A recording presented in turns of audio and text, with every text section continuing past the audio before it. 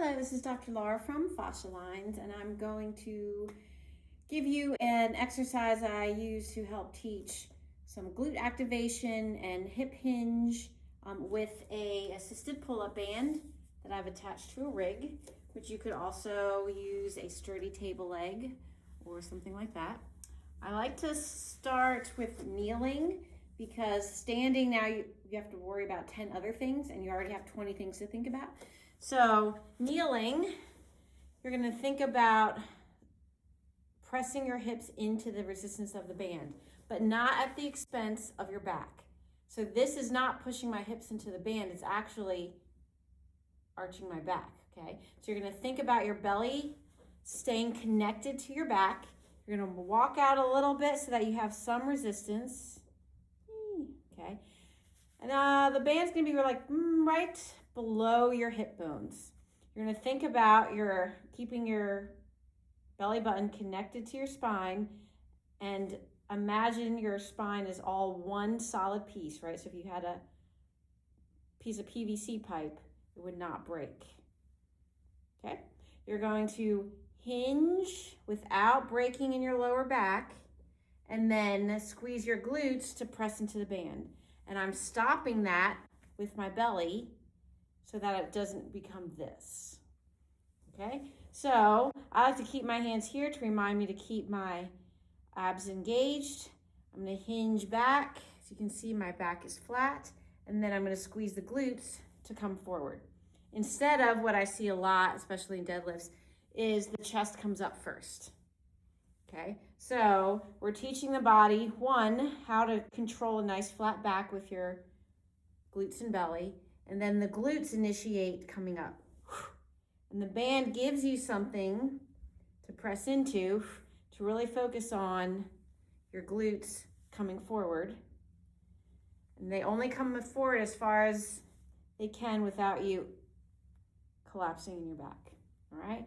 So belly in tight. Think about bringing your tailbone towards the pole and then squeeze your glutes, press into the band. Right? So you're really able to isolate your glutes and not cheat with your back or hamstrings like you do in other glute exercises like glute bridges and things like that. All right. Now, if you're going to do it standing, it's the same idea, but now you have to think about your feet. So big toe, pinky toe, both sides of the heel. You can look at my foot and lower leg stability videos for more on that. Your knees are not locked straight. If I lock my knees straight, it has this whole ripple effect. So my knees are unlocked, nice soft bend. Again, I tend to set up like this, so I'm gonna have to really make sure that my belly is connected to my lower back, okay? So I'm not tucking under, I'm just connecting these two. So if I had tail feathers, my tail feathers aren't gonna stick up and they're not gonna curl under. You just want your tail feathers straight down, okay? Belly in, I feel a little bit of resistance on the band, right at my hip bones. Nothing happens except my tailbone goes towards the pole and then glutes press into the band. My tailbone goes towards the pole, not up, all right? See the difference? So belly connected, hip hinge versus booty pop. That's how you hurt your back, okay? Belly in, tail feathers pointing towards the pole, and then your glutes press into the band. Your abs catch you so that you don't go into your back, okay? Tip, tip, tip, tip, tip, tip.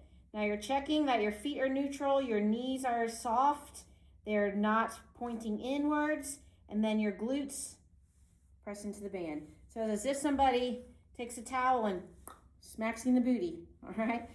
So hips forward into the band. Check that you didn't go too far.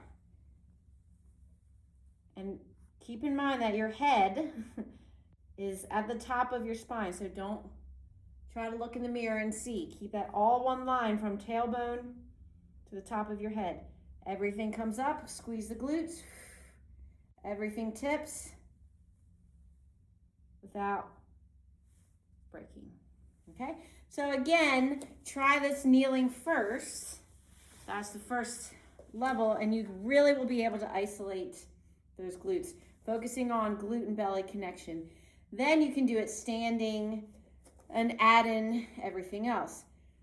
Once you are advanced at that, you could hold a kettlebell or a dumbbell, right? But you really have to be careful to not let it be about your back. See, kind of looks the same, but I'm not using my glutes at all. I'm using my back. So go slower than you think.